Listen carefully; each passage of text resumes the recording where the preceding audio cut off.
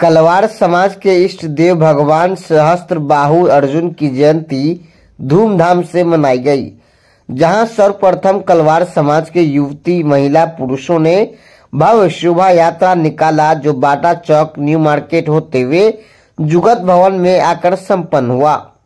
कार्यक्रम के मुख्य अतिथि नेपाल की सांसद सह भारत नेपाल महिला मैत्री संघ की अध्यक्ष चंदा चौधरी ने कहा कि भगवान सहस्त्रबाहु अर्जुन का इतिहास गौरवशाली है, जिस पर हम समाज के लोगों को गर्व है। कलवार समाज आर्थिक, सामाजिक और राजनीतिक दृष्टि से मजबूत है। हमें अपने लोगों की बुराई छांटने के बजाय उनके एक अच्छाई को ग्रहण करनी चाहिए। हम सब में एकता दिखना, दृढ़ इच्छा शक्ति को प्रकट करना चाहिए, जिससे समाज मजबूत हो।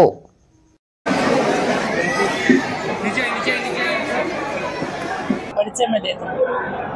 मेरा नाम हुआ Chanda Chaudhary, member of parliament Nepal, और अभी मैं नेपाल भारत महिला मैत्री समाज की अध्यक्ष भी हूँ और 2009 और 2021 में 2 बार मंत्री रह चुकी हूँ। आज का ये जो कार्यक्रम है कटिहार का, जो कलवार समाज सेवा समिति के इस आयोजन में मुझे समिति के पदाधिकारी अध्यक्ष डॉक्टर राजीव जायसवाल जी लगायत संपूर्ण ने मुझे इनवाइट कर यहाँ प्रमुख अतिथि के रूप में बुलाए हैं। इसके लिए मैं अध्यक्ष डॉक्टर राजीव जायसवाल लगायत संपूर्ण पदाधिकारी को मैं धन्यवाद देना चाहती हूँ कि ऐसे आयोजन में और ऐसे प्रयोजन में मुझे याद किए और मेरा अपना वो सब बोलने के लिए और यहाँ इतने सारे लोगों से गेट टुगेदर मिलने का जो मौका मिला, इसके लिए मैं बहुत बहुत धन्यवाद देना चाहती हूँ।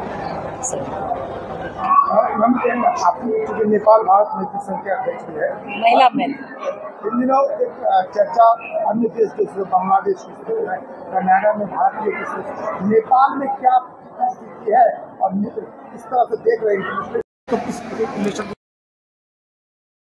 का रिलेशन ऐसा है कि प्राचीन काल का रिलेशन है। जब राम जी सीता जी का विवाह हुआ था, उससे भी आगे से समझिए रिलेशन है।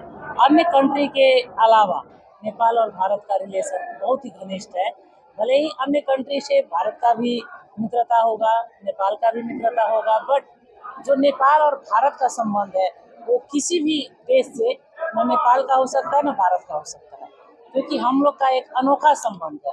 और दूसरा, ये नदी नाला का संबंध है, खेत खलियान का संबंध है, बेटी रोटी का संबंध है, हर चीज, शादी विवाह का संबंध है। सो और खुला बॉर्डर के कारण भी आपको न विदाउट पासपोर्ट आप जा सकते हैं, हम लोग आ सकते हैं, नेपाल के नागरिक भी यहाँ आ सकते हैं और भारत के नागरिक भी जा सकते हैं।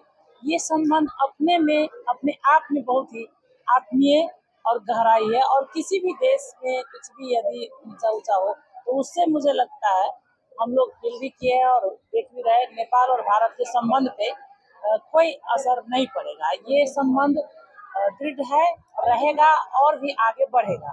और खासकर हम लोग तो नेपाल भारत मैत्री पर ही काम करते हैं 12 वर्ष से। नेपाल भारत महिला मैत्री समाज नेपाल भारत मैत्री पर काम करे, आज उसी के दौरान भी वही इच्छा, सोच और उसके ही उसमें आज मैं यहाँ आई। विभिन्न जगह, विभिन्न प्रांत में नेपाल से मैं यहाँ आती हूँ, क्योंकि और मित्रता कैसे बढ़े, इसके यहाँ राजीव जी भी जुड़े हैं, नेपाल भारत महिला मैत्री समाज के एडवाइजर है, और भी लोग हैं यहाँ के, बहुत सारे लीडर लोग भी, पेट्रॉन है, कोई एडवाइजर है, अभी महिला लोग भी बहुत सदस्यता ली है।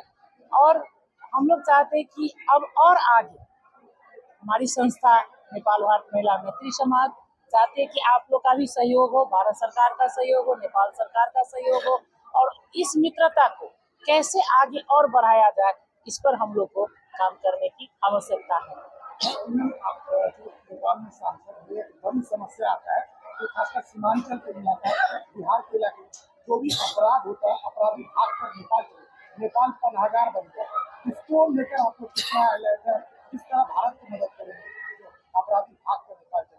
नहीं, ऐसा है, जैसे अपराधी भाग के नेपाल भी जाता है, भारत, दोनों देश को वो है। लेकिन मेन क्या है, जो अपराधी भागने के बाद यदि नेपाल में है तो पकड़ के नेपाल सरकार के जो निकाय है गृह मंत्रालय उसके तहत वो लोग अवश्य वो गिरफ्तार होते हैं। ये नेपाल में ही होता है, ऐसा नहीं, बॉर्डर खुला है, इस कारण इस पर दोनों देश को सतर्क होने का आवश्यकता है, क्योंकि खुला सीमा होने के कारण वहाँ पे बिहार, यूपी, झारखंड, उत्तराखंड